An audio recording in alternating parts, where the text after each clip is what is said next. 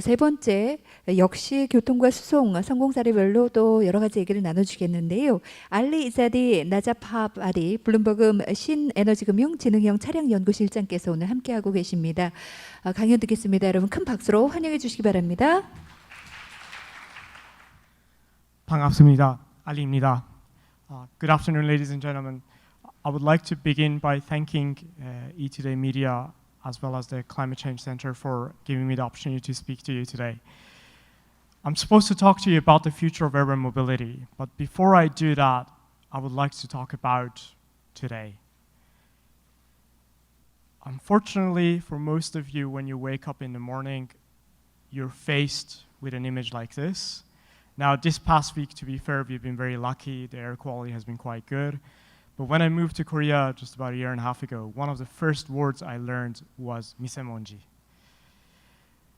And if we zoom in, you can see one of the primary culprits for the high levels of pollution in Seoul.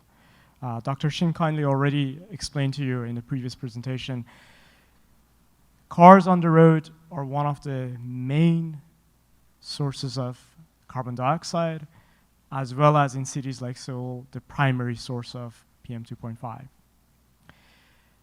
Not only they cause pollution, but there's also the challenge of congestion. In a city like Seoul, including some of you, about 70% live outside of the city, so they're commuting on a daily basis, and their commute by cars causes them delays as well as creates congestion. Throughout today, we have talked a lot about the causes of climate change, so hopefully I don't have to review this again. Basically, we are using too much fossil fuels, and that approach is not sustainable. Globally, the transportation sector is the second biggest source of CO2 causing climate change. The liquid fuels that you see here on the chart, that's primarily consumed by cars, trucks, buses, two-wheelers, and three-wheelers. So we have to do something about it. Now, if you look at what automakers are trying to do, majority of them are looking at exploring usage of CASE, so connected, autonomous, shared, and electric platforms. By using technology, they want to reduce congestion as well as pollution.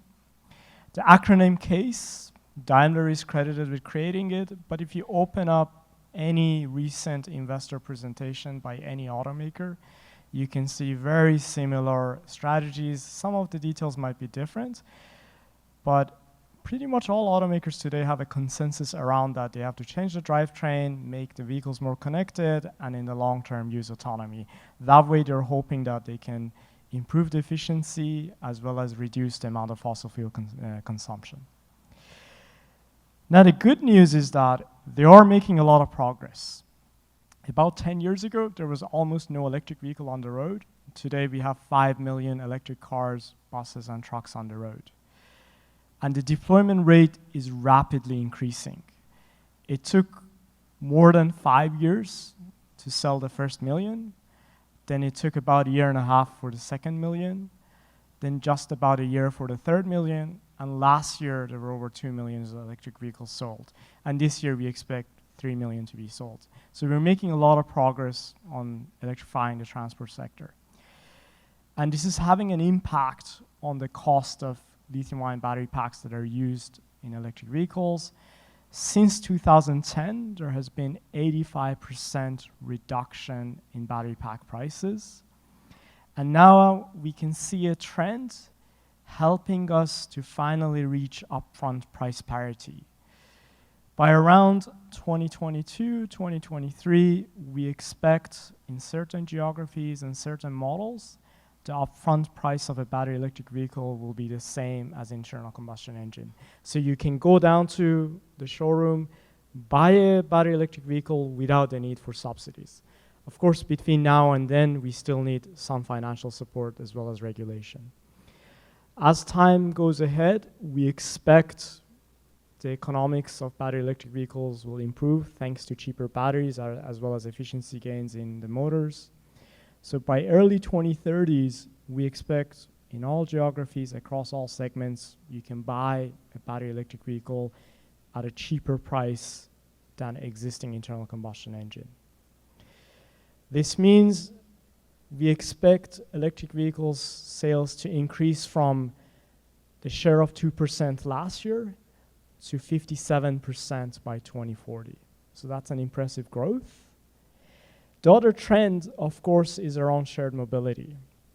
Now, we still expect economic growth to drive demand for more transportation. That means we expect the annual distance traveled by cars on the road to grow by about 80% between now and 2040. But thanks to shared mobility, like car sharing and ride hailing, the number of cars that we will need on the road will only grow by 45%. So we get improvement in utilization. And when you think about shared mobility, the fleet operators don't think about just the cost of the car itself. They look at the total cost of ownership. So the fuel cost, the maintenance cost. On a total cost of ownership basis, as we heard earlier from Singapore Power CEO Kim Yong-won, if you do the total cost of ownership analysis, electric vehicles in certain applications can already be economic. So we expect the electrification rate in shared mobility to be a lot faster than private cars. When you put this all together, we expect the internal combustion engine vehicle fleet to peak out by 2030. That means the direct emissions from the ICE fleet will peak out by then.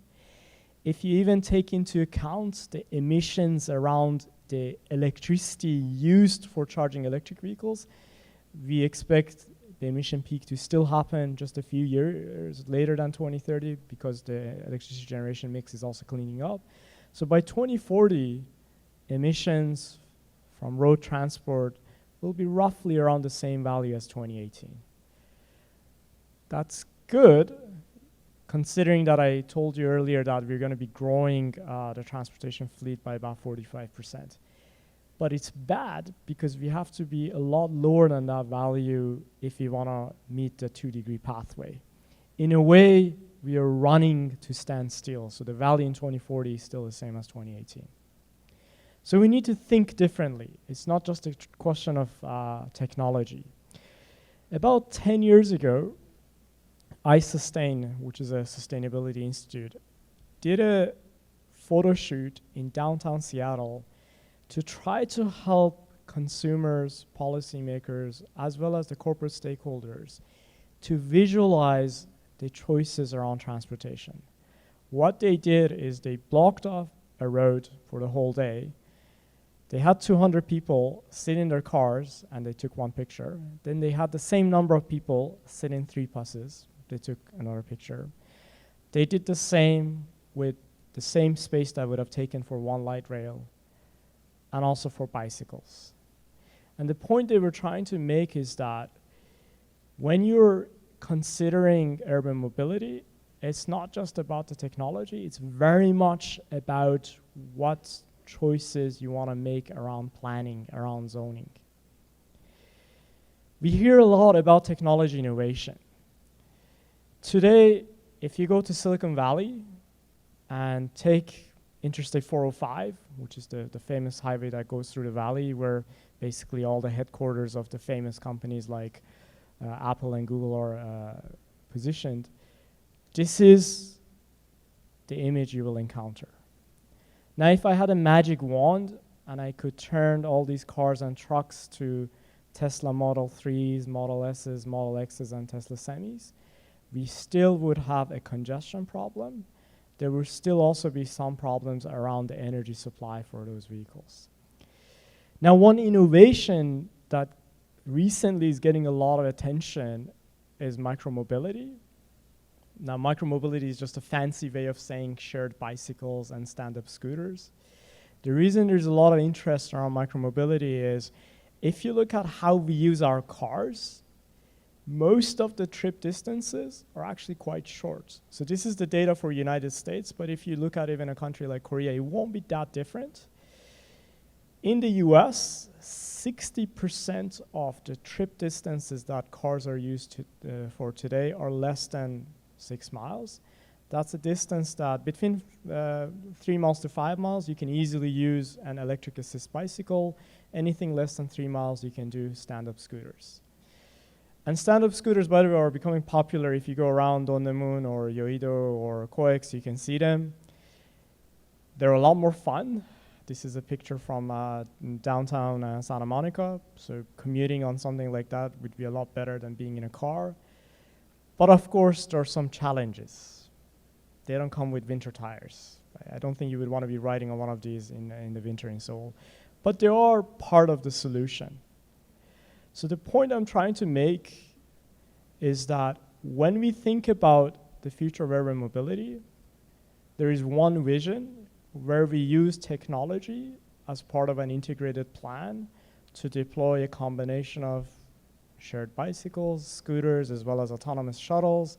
Then you can have an app, which, by the way, this app, the Vim app, is already available in a couple of cities. It's available in Helsinki as well as Birmingham. If you have an approach like this, you can have on-demand access to clean mobility in a very convenient manner, and you can reduce the number of cars as well as the distance these cars travel on the road. On the other side, if we pursue the vision of everyone having their own autonomous electric car and having those being served as almost like a living room on wheels, then of course the number of cars on the road and the vehicle miles traveled will increase, and you will still have issues around congestion as well as the energy demand to power these cars. The last slide I want to show you is a quote from the former mayor of Bogota. So Mayor Enrique Peñalosa Londoño, he gave a famous interview about 10 years ago where he said a developed country is not a place where the poor have cars. It's where the rich use public transportation. If I may paraphrase what he said, a smart city is not where every person owns a 5G connected autonomous electric car. It's where every person has access to affordable, clean, convenient shared modes of transportation. Thank you very much for your attention.